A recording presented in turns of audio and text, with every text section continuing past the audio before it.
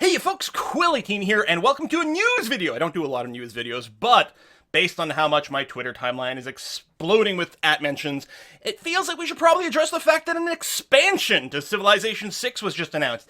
It's called Rise and Fall, and some of you Civ veterans might remember some mods with similar names, and I think there's going to be some stuff in here that kind of rhymes with some of that stuff. I think the announcement, or the release date is something like February the 8th or something. We'll scroll down and we'll double confirm it, but yeah, expansion for Civ 6. And strategy games, I've always said, tend to do well with expansions because you have them out for, a year or two, and you start to see, like, okay, well, what other features can we add? What can we test that doesn't, sort of break the core gameplay but makes it better? So hopefully that'll be one of these. In the past, Civ expansions have been phenomenal and have made the games truly great. So we'll see how it goes. All right, let's mostly read through this announcement, I think. Civilizations are not set in stone. You can't just do all the hard work in the beginning, then expect your culture to stand the test of time unchallenged. It's not what it's like in the real world or in Civilization games. The expansion we've announced today, Civilization 6 Rise and Fall, adds new dynamic layers in the games you've already begun to enjoy. So you'll have Golden Ages. You'll also have, like, are they called Dark Ages, I think? So there's going to be this sort of sense of, there's going to be these loyalty meters that can go up and down, that can make your civilization have extra strong spot, extra weak spots. There's going to be some story elements that trigger special achievement that give you bonuses and things like that, like being the first to circumnavigate the globe, for example, which used to be a thing. So there's going to be a little bit more of that, and I think it's going to open up a lot of interesting sort of like timing attacks, right? If you happen to be in the middle of a golden age while your neighbor hits a dark age, it might be the perfect time to strike. It also will reintroduce the concept of culture flipping cities. It's not going to be culture flipping exactly, but you're going to be able to take cities without war. The trailer is gorgeous, by the way. You should watch it. I'll try to remember to link it in the doobly-doo. So the big overarching goal, the theme with this one is dynamic empires, civilization that will rise and fall over the course of the game. Secondary goal, more storytelling element, historic moments that highlight interesting turning points in your civilization. All right, so Golden and Dark Ages are coming. These are among the new events that can shift the course of your game's history. They're significant but temporary changes to a civilization that last for an era. There's this concept that's going to be mentioned a few times called era scores. You do things that give you more era points that help to trigger a Golden Age. They will open new opportunities for players to change their strategies and change the state of the game between the player and their rivals. Having a Golden Age affords huge bonuses to loyalty and other game systems, but makes earning future Golden Ages slightly more difficult. Having a Dark Age hurts loyalty, so loyalty, I think, is part of the sort of city flipping mechanic over here, so cities with low loyalty might affect to an opponent, for example. Makes you vulnerable, but gives you an opportunity to earn a future Golden Age more easily. It also allows, so there's a sort of a self-balancing system. You can't necessarily change a bunch of Golden Ages because they get more and more rare, and if you have some Dark Ages, well then at least it'll make it easier to get a Golden Age later on to kind of balance it out. It also allows the use of a special Dark Age policies and opens the door for an even more powerful Heroic Age. Think of it this way. While Golden Age provides 1 dedication bonus, a powerful Golden Age effect, being in a Heroic Age lets the player earn 3 dedication bonuses, making it a sort of triple Golden Age. In the base game, we have the idea of player eras, how far a player has advanced in their tech tree or civic tree. So we've got like the medieval era, the Renaissance era, right? Industrial era, modern era, etc. In this expansion, systems are very much tied to the idea of the game era, which is determined by individual player advancement and a few other behind-the-scenes adjustments. Think of these game eras like chapters in a book. Each has its own arc and its own small ending, but leaves you wanting to discover the rest of the story by continuing the next chapter. I kind of like this. Right now, in base Civ 6, and I mean, and historically, in all civilizations, there wasn't even an explicit division between ages. But even the ones that have it, like Civ 6, doesn't really do anything. Civ 6 does have one mechanic that changes with the ages, which is your roads level up. But as far as I know, and I guess like the look of your cities change. But as far as I know, that's all there is. And it's kind of nice, I think, that there's going to be something that officially makes the ages a bit more of a big deal. It might encourage people to beeline more towards unlocking the next age, or it might actually cause you to want to stay in your current age a little bit longer, depending on exactly how these Golden Age and Dark Age mechanics work. So which one you get, Golden Age or Dark Age, is determined by your era score in a previous game era, score that's increased by fulfilling certain objectives. So while your neighbor may have a Golden Age last era, they may enter a Dark Age this era, opening up an opportunity for you to change your strategy. The key effect of Golden and Dark Ages: they change the loyalty of a player's cities. As ages change and weak spots are exposed in empires, cities can declare independence and even change hands to new owners. Earning loyalty. The stakes in the new loyalty system are huge because at the extremes, it can flip control of entire cities to different players without military forces. Low loyalty in a city puts it at risk of rebelling becoming a free city. That in turn makes it a juicy target for other players looking to expand their own empire. Keeping your cities loyal not only keeps it on your side, but also emanates its loyalty as a kind of peer pressure to other cities nearby. So again, that sense of cultural pressure. You could even sway cities from other civilizations to join you. In previous civilization games, there were ways to culture flip in other players' cities so that in military intervention, we felt it was time to re-examine this non-militaristic way to change borders and expand territory. And I'm actually kind of okay with decoupling loyalty from pure culture, although I'm willing to bet a lot of cultural type things also boost loyalty type things through policies or just sort of like civic discoveries and that sort of thing. But I think it's okay to decouple it. So someone who's like, a big culture hog might not automatically also be a big loyalty hog, which is interesting. This might actually open up. I don't expect that it's actually going to open up a new victory type, but I think it'll certainly open up a new gameplay style, which is kind of going to be fun. Loyalty also changes the landscape and the strategy around the map. The game continues. What could have been an unchanging border between two civilizations, the base game, becomes a contentious battleground for loyalties in the expansion, especially when Golden Ages or Dark Ages are involved. Golden Ages and Dark Bombs are kind of a loyalty bomb. The best case scenario, triggering a Golden Age makes all your citizens a little bit more loyal. Also, other cities nearby see the appeal of that civilization and may waver in their loyalty to their current owner. The quickest and most direct way to boost loyalty, though, is to send a governor to the city. All right. So governors, as soon as I saw this, I'm like, well, we've had governors before, but that's not what they are. In previous versions of Civilization, governor often referred to the AI behavior you could set for a city on your behalf.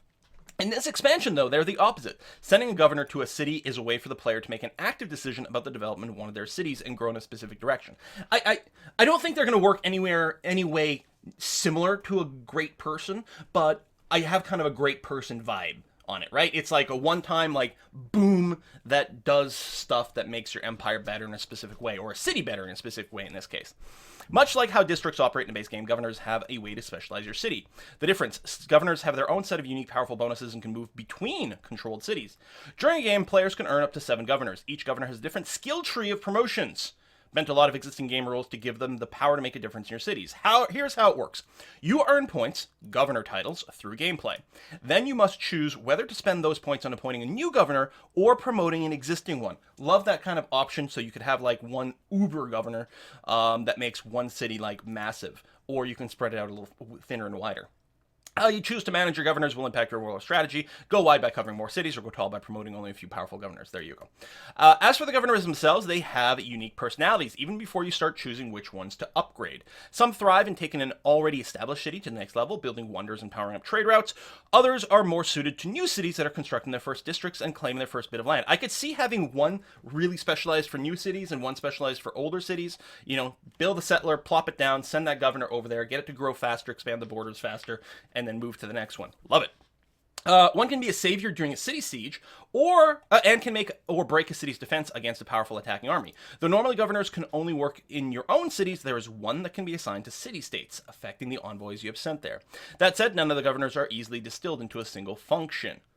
That sounds really exciting. To me, I'm always harping on the idea that games need to have powerful and meaningful decisions to do. Significant and meaningful decisions to do. Where you're looking at, two choices and they're both really good, but they both do really different things. And it comes down very much to what is your current situation? What do you need now? What are you going to need in the future? And to me, it sounds like the governors will be a system that does that.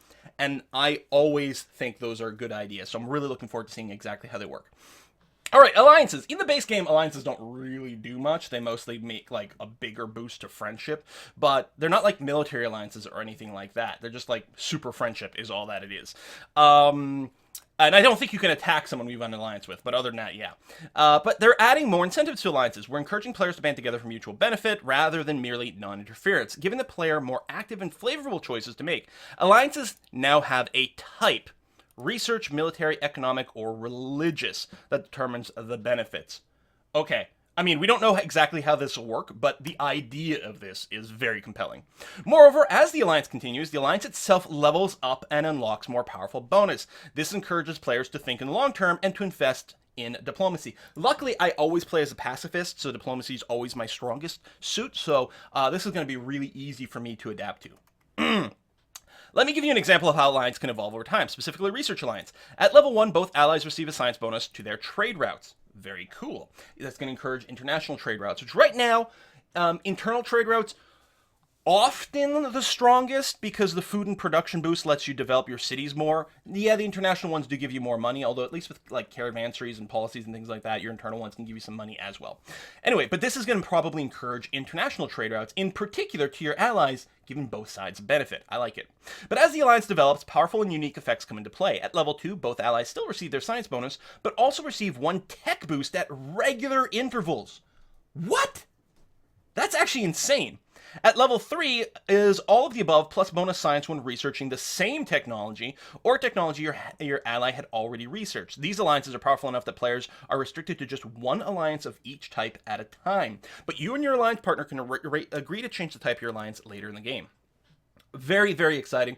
To me, this is going to be really powerful in multiplayer, especially. It'll be interesting to see exactly how it works with AI and how willing they're going to be to form an alliance, to maintain an alliance. Is there any way to will we have the information through just like our info on the Diplo screen about what technology people are researching? I guess you'll just see that like a technology is really faster to research. That might be the hint, or there might be I'm hoping there's an extra symbol on the tech tree that shows you techs that will benefit from the level 3 research bonus. Like, assuming you have a level 3 research alliance, there should be a little icon on the tech tree to show you like, oh, research these, it's really good. Whether or not that'll exist, who knows? That may be something to lot it in. Emergency situations. Okay, this is really interesting, and I think like catch-up mechanics, they're good and bad, right? I mean, everyone's played like Mario Kart and the horror of the blue turtle shell, right? Mario Kart is really oriented towards these sort of catch-up mechanics where people in the back of the race get more powerful weapons, including the blue turtle shell, which just explodes the person in first. But it's also, things like the stars and like the big bullet and different things like that, right? You get those in the rear to make it easier for you to catch up. Whereas if you're in the front, you're mostly just going to get bananas and green turtle shells, which are, weaker than some of the others. And there's pros and cons to catch-up mechanics because it is important to keep things competitive. And certainly in something like a deity game, I think the catch-up mechanics are going to be really potent and interesting because usually the player is behind, at least for the first, half of the game or something, at least until usually you take some cities and things like that. So it'll be interesting to see how this goes. Anyway, emergencies are new with Civ 6 Rise and Fall. Most emergencies are triggered when one player gets a significant lead or an advantage in one area. Converting a holy city to a different religion, using a nuclear weapon, for example. When triggered, the game determines which other players can join in an emergency against the target, and each player can choose to join or pass. Joining can give permanent benefits, but only if the players are able to complete an emergency-specific objective against the target in time. Otherwise, the target gets a benefit instead. They're sort of check and balances system. I mean, so, we've played games before with things like aggressive expansion and bad boy mechanics and so on and so forth. I think it's going to be interesting. We'll see how they actually work, but I think they're going to be interesting. You see this delicate balance to strike, making the game more dynamic and also ensure it stays fair for the players who have developed a strong lead. We're adding challenges to players who get so far ahead of others that the game stagnated towards victory for them. I think this is going to be a good one for people who play maybe on lower difficulties and just sort of snowball. That at least there's like a little bit of extra friction near the end there. We also did not want to artificially rubber band them down. Emergencies become a great way to attack the game pacing problem. It also reveals a dynamic world stage for players who have more isolationist playstyles. As emergencies come up, they can be involved with them one way or another.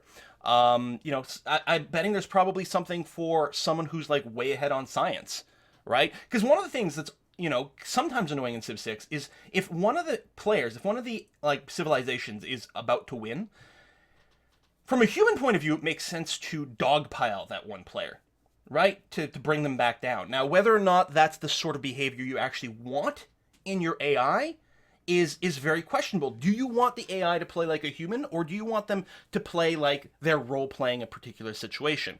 Emergencies, I think, will give you a good sort of in-character way to semi-dogpile on someone who's taking a lead. I think it's going to be a good thing overall. Retelling your history. Fans of Civilization know that each game plays out its own way with its own unique story. With the expansion, we are bringing that story into the spotlight by adding more ways to track the progress of a player's civilization than ever before. I love the very idea of this. Sounds great. So as players progress in Civilization Rise and Fall, they earn historic moments. These are mini achievements for doing cool things in the world, and there are over 100 of them in the game right now. I like it. They include things like circumnavigating the world, and we did used to have something like that. The first person to circumnavigate the world would get, what, +1 naval movement, for example, which was very potent and very worthwhile doing. Training your unique unit. Hey, more incentive to use the unique units, because sometimes they get sort of bypassed a little, but here, hey, train at least one. Founding of religion is a bigger deal now. Building districts with high adjacency bonuses, oh, that's going to be super satisfying. Many grant an even bigger bonus if you're the world's first civilization to make the achievement. These historic moments taken together form a story for a game with unique details tailored to your empire. I mean, I like both the game mechanic part of it as well as the story part of it. I think this is really cool. Historic moments are represented in two ways. First, they increase your era score, helping you achieve a golden age. Second, they're added to your timeline, which is a place in the UI that displays all your accomplishments in a game. This timeline has tons of custom illustrations for different moments and is a very cool representation of your empire's history during your unique game.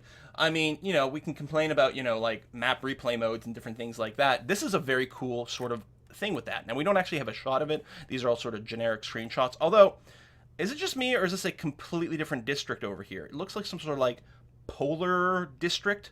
Maybe it's a wonder. Might be a wonder. But a wonder that can be built into Tundra. For all I know, this is something that's already in the game, and I'm just, you know, because I never look at the map that closely, and I'm mostly blind, but I feel that this is new. Anyway, on a more practical note, it also serves as a useful way to remind yourself of what you've been up to if you return to a saved game after a few days away. That is true. Ultimately, the timeline is a way to illustrate your story. Love the idea, love the mechanics of it. I think it's going to be fun. To me, this is, in a way, similar to Tech and Civic Boost, right? Those Eurekas that you can get, because they incentivize doing certain things in a certain order. That is kind of cool. It's like, oh, you know what? I should build that second bombard now so I can get a boost to whatever tech gets boosted from having 2 bombards, for example. And then you get the pop-up for it. You got this boost. It's like, yeah, that feels great that I got this boost for doing this thing. It feels fantastic. And so I feel that's going to be more of that little, hey, this is a fantastic little mini achievement. Good idea. New civilizations, new leaders. They talk about what they choose, why they choose certain leaders. I don't think they are specifically announcing anything exactly. I don't think they're even announcing numbers of new people. I think that's still hush-hush, and it'll probably, you know, be the sort of thing where they reveal one every couple of weeks or something like that, same as they've done in the past. February 8th is not that far away. So that's very exciting, because it's currently, at the time I'm making this video, November the 28th. So, 2.5 months away, right? The end of December, the end of January. Yeah, maybe a little less than 2.5 months away. That's really not long for an announcement. That probably means they're very close to being done. From my point of view, I'm super pumped that hopefully I'll get my hands on this in the not too distant future. Although I'll bet it's going to be well into 2018 before I am able to do that and show you guys some more specific gameplay. But who knows? In the past, they've also done some streams and things like that, so keep an eye on their channel. They might show some things there. I'm also pretty active on like Reddit/r/Civ, a good community that is pretty good at picking apart all these announcements and things like that. So if you're looking for more news, those are good places to hang out and do that. But yeah, so there you go. There's the announcement for Civilization 6 Rise and Fall. I really am curious to know if, like, mod developers were involved in something here, because there was a Rise and Fall mod for Civ 4, and didn't it get brought into Civ 5? I don't know. I might be high on spice or something like that, and I might be completely confused, but I think that's the case. Anyway, I assume you guys are just as excited as I am. Thanks for watching.